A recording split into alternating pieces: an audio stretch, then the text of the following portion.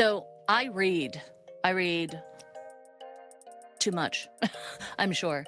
And I started just things started coming across my feed talking about medication shortages. And they've been coming for I've been finding these and seeing these and reading about them for like well over a year. But definitely more and more started popping up as our kiddos are going back to school. So I thought this would be a great topic for us to talk about today because over the summer as parents, we're used to our kiddos. And maybe if they're at home, we just keep them moving and our house is probably much more adaptive to our wiggly, moving, forgetful, children, and our life is maybe a little bit more chaotic, so we're used to it. But once they start going back to school, the schools aren't necessarily as receptive as, they can't be as accommodating as we are at home. So I thought it would be great for us to talk today about the medication shortages our children may be facing. I know everything that I've been reading is focused on ADHD. There may be other medication shortages that I'm not aware of, but I thought it would be great for us to kind of share some tips for families on how to manage if you can't find your child's medication or if you're having a hard time finding your child's medication. We've gone through I this. know Oh, for sorry, me, Tracy. I know that we're both on a little bit of a delay. You go no, first. I'll go after you're done. I, as a parent, have been going through this. And I know that there have been parents around me going through this. I see, Facebook posts, kind of like in that fear, oh my gosh, I can't find this medication. We're going back to school. Literally just last night. Last night, I had to call the pharmacy and ask if the pharmacy had it. What is happening is that the pharmacies aren't out of the medication. So then as a parent, you have to search what pharmacy is going to be having that medication. And yes, it is indicated that it's all the ADHD medications. And it's been going on since probably 2022 from what also I have read. But the burden comes back on the parent. We are the ones that have to contact all of the pharmacies within our area and say, okay, do you have this medication? But the problem is at that point isn't that you could just transfer your medication over there. Then you have to contact the doctor to say, now, can you call that, because it's not something that's easily, because it's a controlled substance that we cannot just transfer it. And so what I had to even do last night was, okay, because my pharmacy usually refilled it and they were able to contact the doctor on a regular basis, I had to start that process all over again with a new pharmacy. And so I think it's such a burden because, now my daughter was out of her medication. And so she went to school today without that medication. One day might not, be such a problem, but it is, on a regular basis, a burden for the parent. Christina? Oh, it's very rough. We've been dealing with it for like about a year and a half now, I feel like. And we found a little pharmacy that most of the time can get it in, but getting to that point was really difficult. And we also noticed, I don't know if anyone else noticed, the cost when the shortage started, the cost doubled. So prior to this, medication shortage, my daughter's medicine was $20 a month and now it's 76. Oh, wow. And you can't find it half the time. So this last fill, she's on 2 different doses of the same medication and they were able to fill one but not the other. So now there's a 2-week gap in between filling one and filling the other. And you also run into the insurance can only fill it every 30 days. So, Yeah. on the 28th day, they might have it in stock when you order it, but they can't fill it on the 30th day. Then the 30th day, you're waiting for 14 more days for them to fill it. But I think we found a couple little pharmacies. One's attached to like a mental health service in town, and they usually can get it in. And the Sam's Club has been okay. We've also noticed you can get the brand name drugs, but it's really hard to get the generics, and the brand name drugs are $300 and $400 a fill. I know Jill just filled her son's, and it was like $346. because she had to Wow. get the brand name or get nothing. So she took it. And, in And our house, I'm an adult on the same medication as my child. So half the time I don't take it because I give it to her instead. and we know that often your insurance, those formularies will pay for the generic, but won't necessarily cover the brand name. So in that case, families who would be like, "Hey, I'll take the generic. It's the same thing. What's the big deal?" But if you can't get it, like, not a lot of people can absorb a $300 unexpected charge. No, the $76 for us is painful. So I can't imagine that being Yeah. 4 times that amount. Yeah, absolutely. Absolutely. So I know that my child did not do well on stimulants. They made him very angry and very aggressive. So he was on his medication that worked for him, was different, was one of those that had to build up. So I think that would have definitely been a challenge to not be able to find it, because then it wouldn't be like in some cases with the stimulant. And again, I'm not a doctor or a pharmacist, so don't take any kind of medical or medication, direction from me. But what I do remember is with the stimulant medication, it's in your system and out of your system fairly quickly.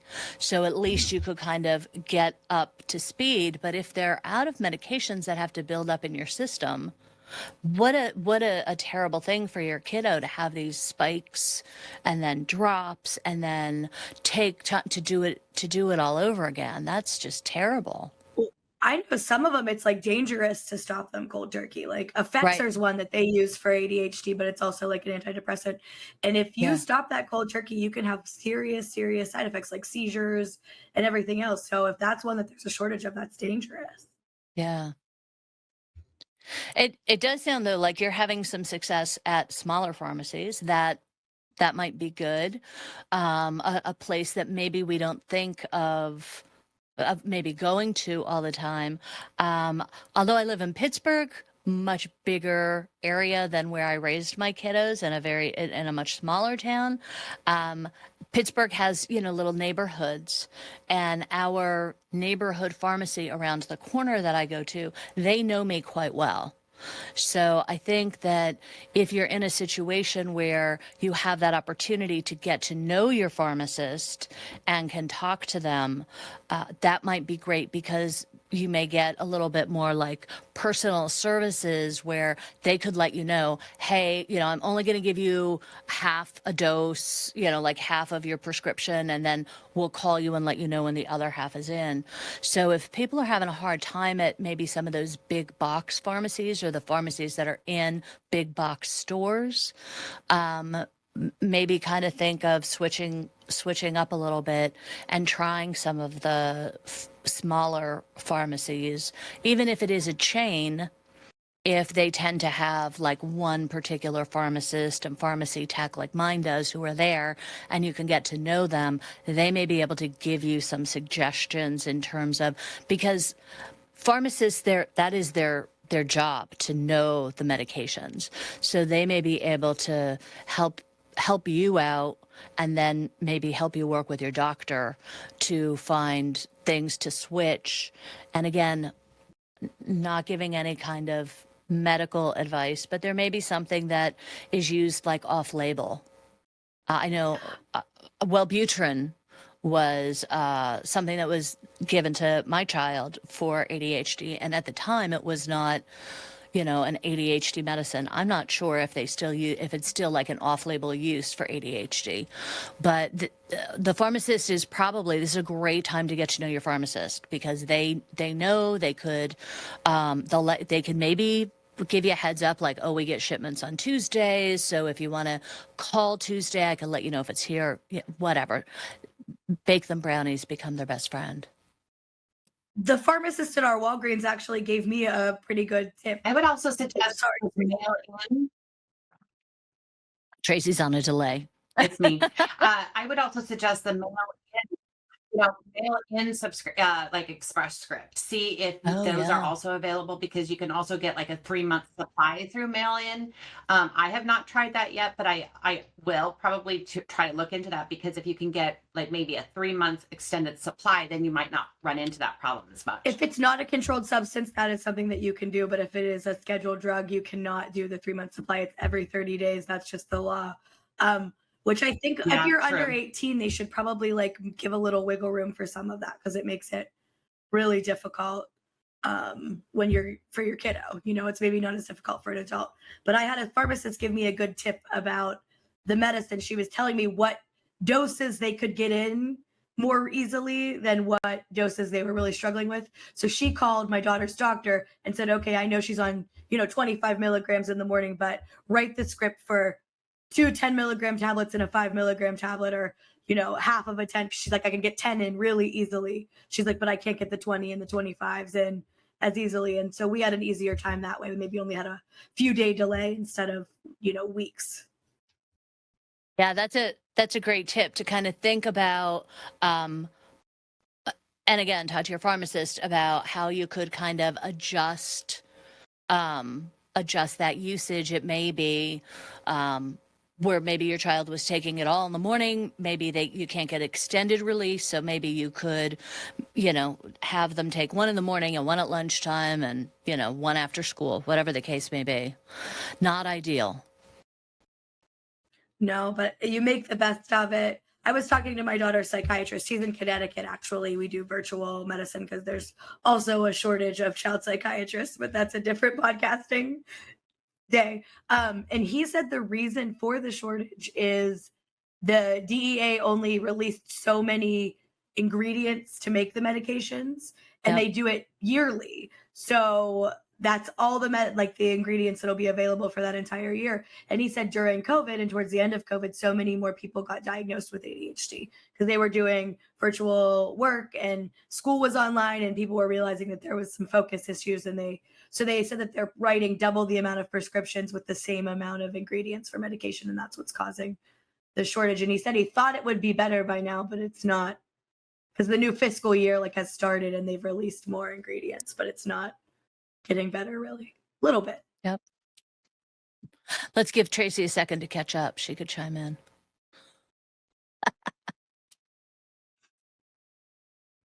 Thanks, Christina, because it's always me on a delay.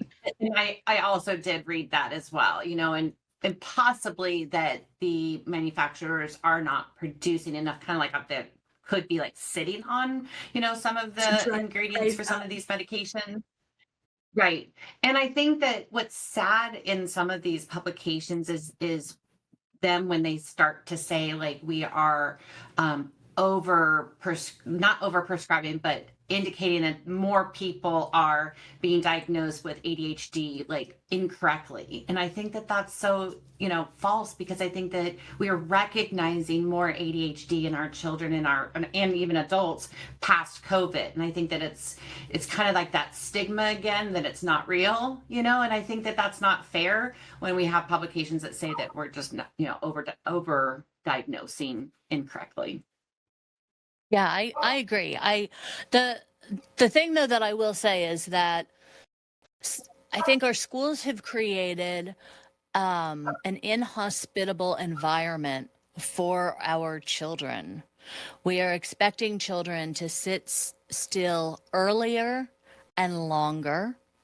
And what is the first thing that they do in elementary school when your child is wiggling, not paying attention, not finishing their work, is they take recess away from them, which Right. is, you're creating the monster that, you don't want.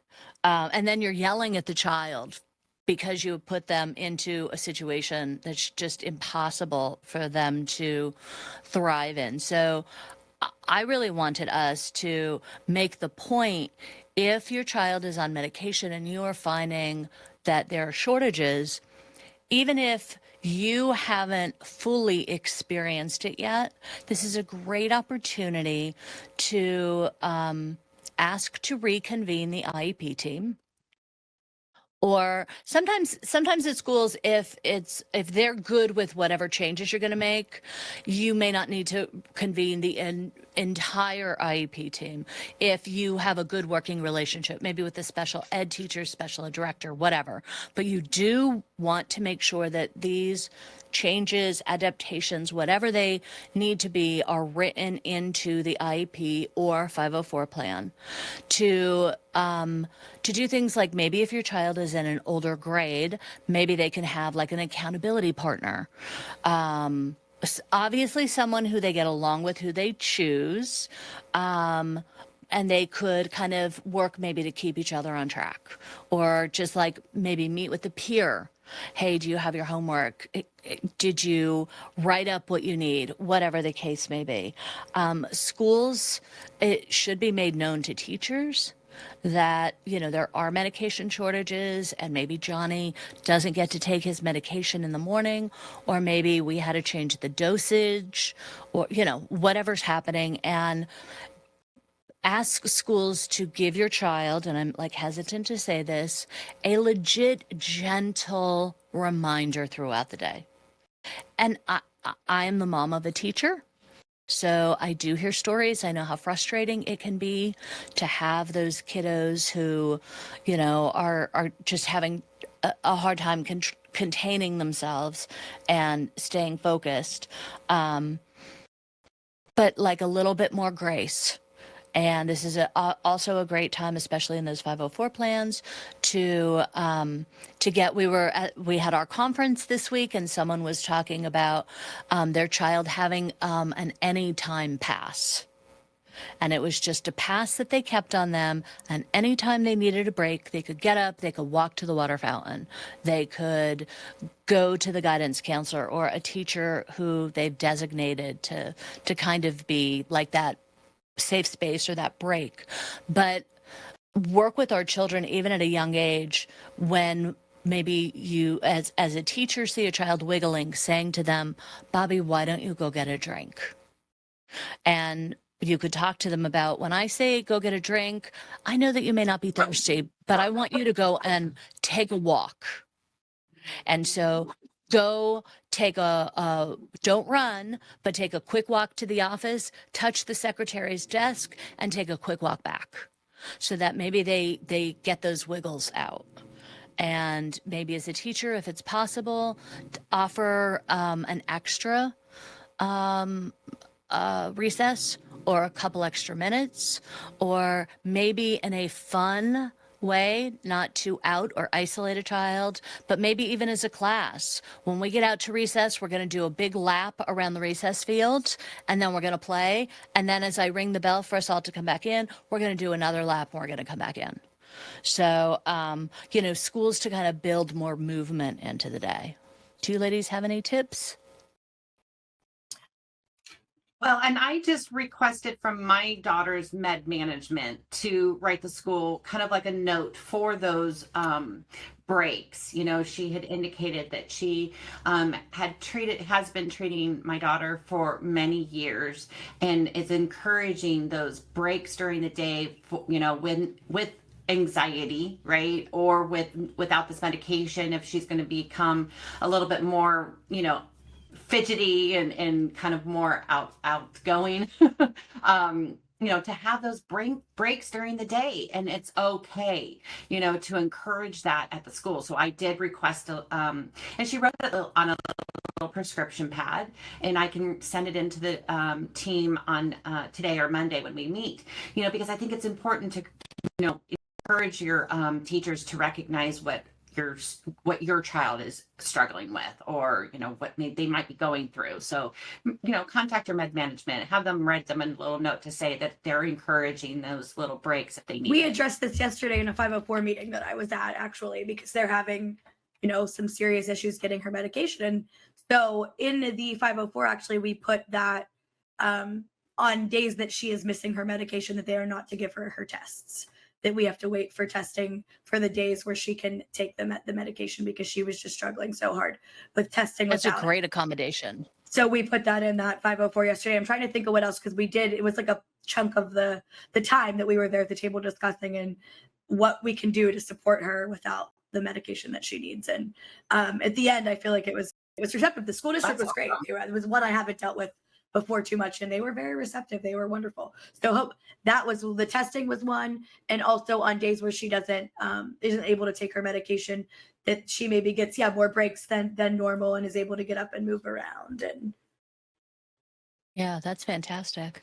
And I know that nobody gives us money. Just the money is not raining down on us. So we work as parents, we've got to get to work. But if you're in a position where it's possible for you, maybe it might be a good idea, if it's, you live in the right area and it's a possibility for your family, maybe to ride a bike with your child to school, so that in the morning they kind of get that burst of energy so that they could focus for a little while. I do get that it's not possible for everyone, but definitely do as much as you can to get them moving. Maybe if your mailbox is at the end of your driveway, have them run out and put a piece of mail in your mailbox, and you could always go grab the blank envelope out when you're done. But maybe do your best to build in some movement. I know that that's not going to last the whole day, but that might help. And what our educational psychologist said when she tested my child was, she's not a doctor, like a medical doctor, so she was not testing for ADHD.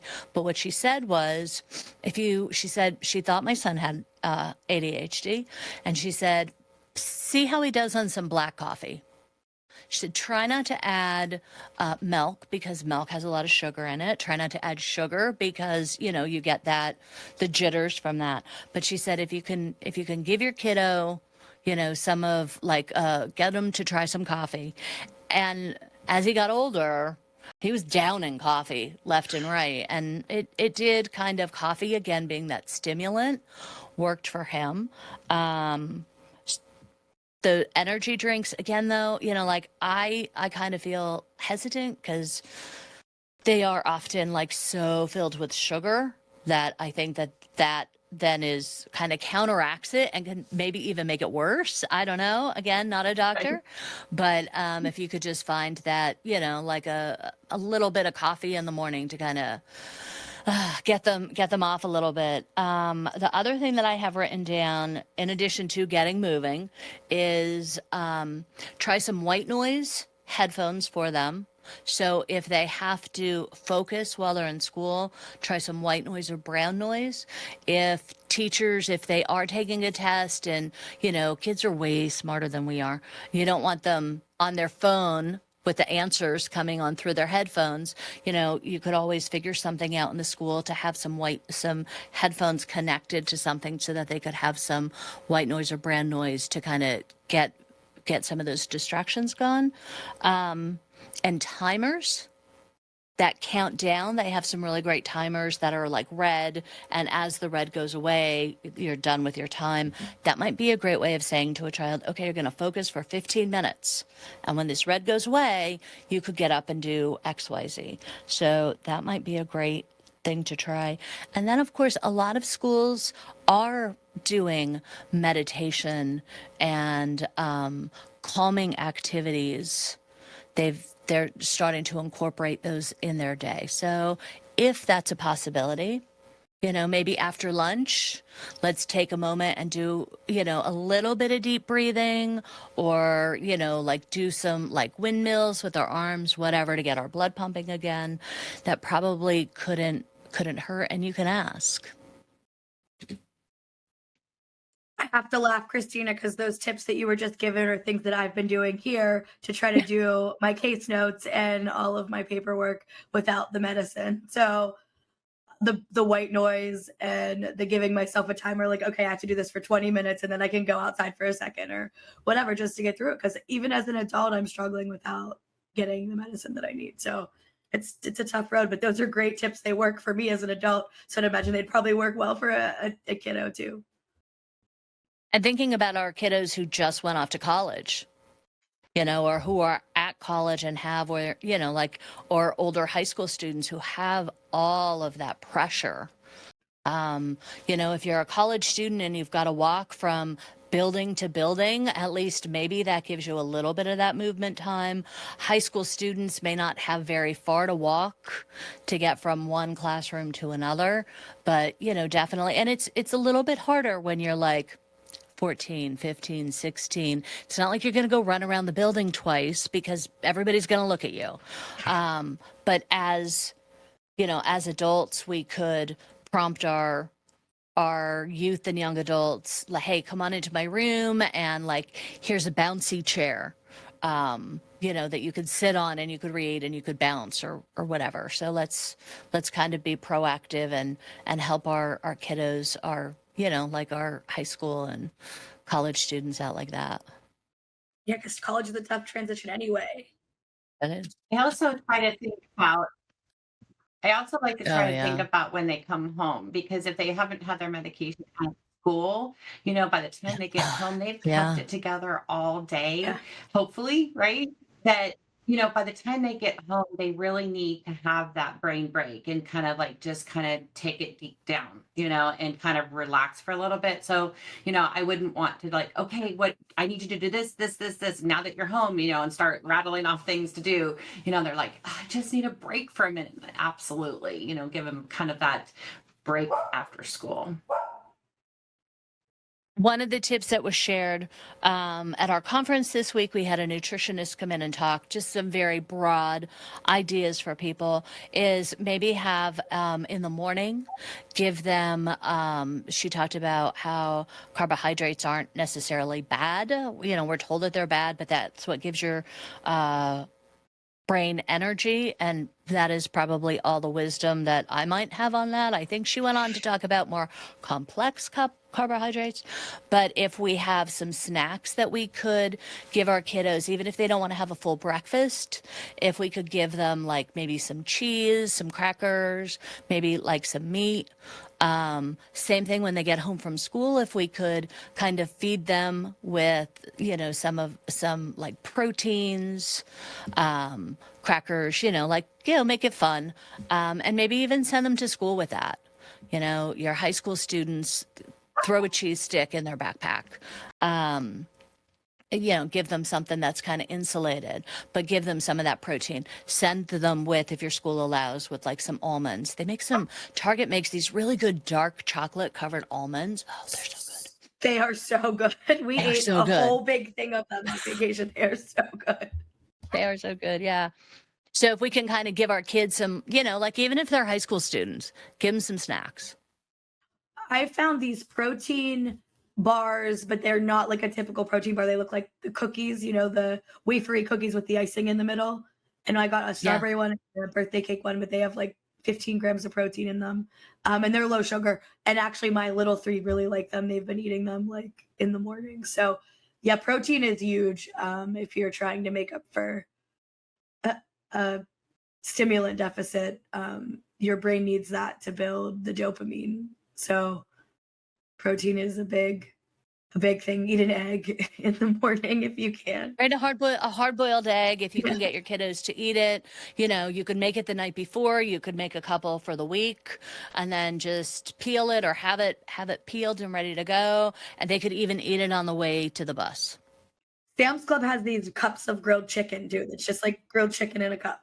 Yeah. Oh, So there we that's good too. My daughters ate that for lunch today.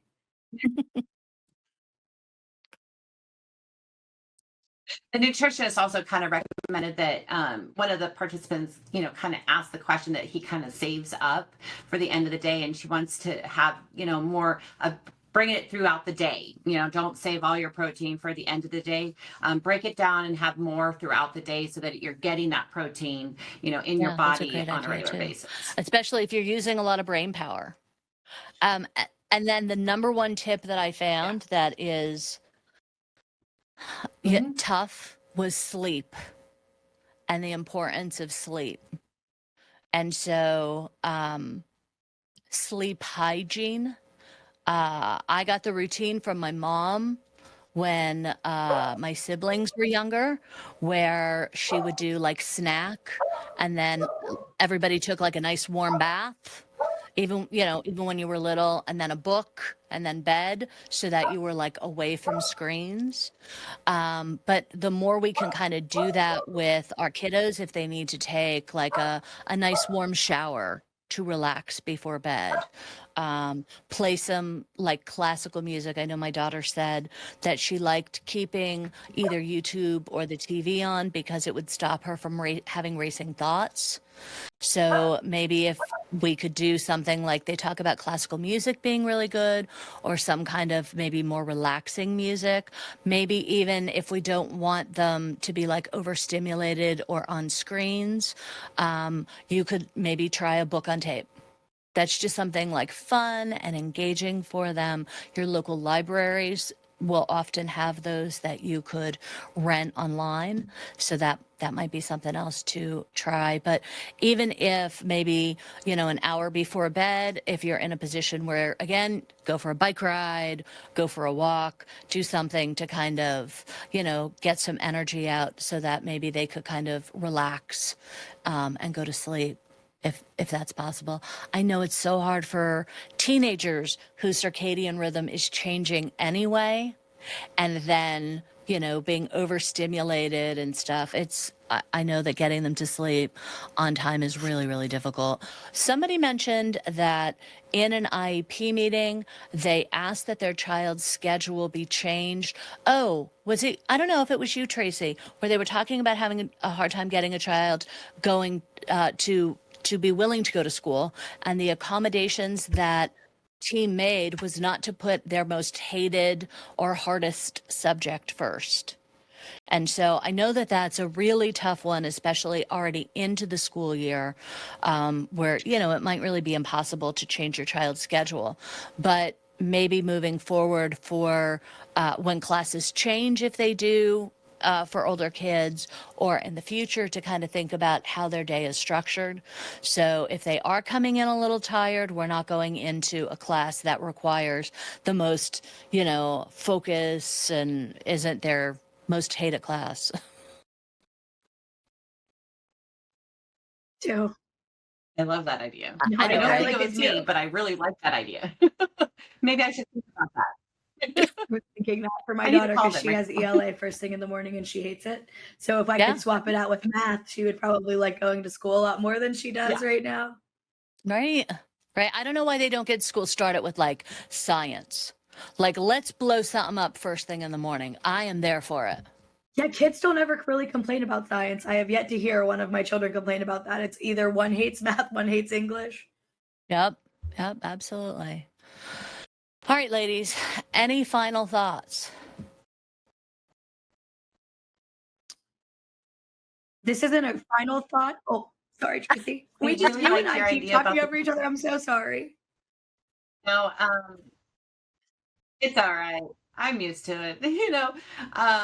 I think that I love the idea. I think that I've always had my daughters listen to that white noise. They've listened to the ocean sounds or a crackling fire at night, because sleep is so hard when you have racing thoughts, that they still do it. My 30-year-old still does it, to try to get to sleep at night, to kind of encourage that brain break. Even not only the music, but like I would buy like an infuser that had the steam, that had light, kind of coming through the steam, so that they saw it, so that it was a visual as well, so that they could hear music and maybe kind of have that visual. Just try to take it down a little bit, and always try to take a break from the phones. I think that also stimulates. So if we're not on medication, maybe taking a little brain breaks throughout the day, so that you're not always on the phone, especially for my teenager. I Those think that's a phones really are rough. important Um, thing to do. Well, this is something I probably should have mentioned earlier. I don't know how I didn't think about it, is some supplements that might help if you can't get your medication. And we've had good success with them in our house anyway. Would be like fish oil, magnesium, a good probiotic. All of those things make a difference. Amino acids too. If you can find some good amino acid supplements, that helps with like your brain to build like dopamine, and Epsom salt baths.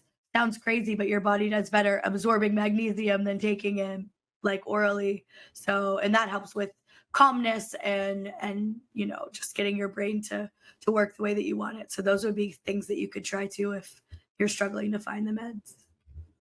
Tracy, I had a laugh because I was picturing Love us those. in Oklahoma City with Melissa doling out.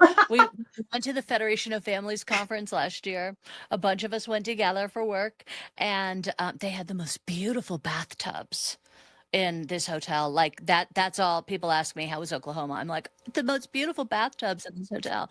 Anyway, we were all like, Yeah. oh my goodness, we're totally going to take a bath. And Melissa decided she was gonna order some Epsom salts. And she orders this big bag, and she's such a mom. We're all sitting in, this super swanky, like lobby, and people are dressed to the nines. They're like coming in from events, they're going out to events, and there's Melissa doling out. We're kind of joking about her doling out bath salts to all of us. Kind of MacGyvering Yes. bags, right? Because we didn't have We didn't have take our own Ziploc bags, so photo. she's MacGyvering like a Walmart bag. So everybody goes up to their room with their like little baggie of Of salt. homemade That's baggie of bath so salts, funny. right? I have never been able to look at Epsom salts the same Oh, yeah. ever since without laughing. So funny. It sounds though like, right? It was fantastic. That was wonderful. It sounds like we're really encouraging people to make the pharmacist their best friend. So I think your pharmacist can also probably give you some good ideas of, if you're thinking about supplements, what are real supplements and what are like they call like expensive urine, what actually does what they say it will do. But yes, definitely, look to some other options. And if you just want to talk to somebody, if you just want to brainstorm, we can't give you medical advice. We are not pharmacists, but we've been there. We've done this with our kiddos, whether it's because of a medication shortage or because we just can't get our children to take their medication. Give us a call. We'll brainstorm with you. And we'll brainstorm with you different things that you could get put into your IEP or 504 plan. And we will even, if you want, attend a meeting virtually with you. So we're here. We're happy to help. And thanks for joining us, everybody.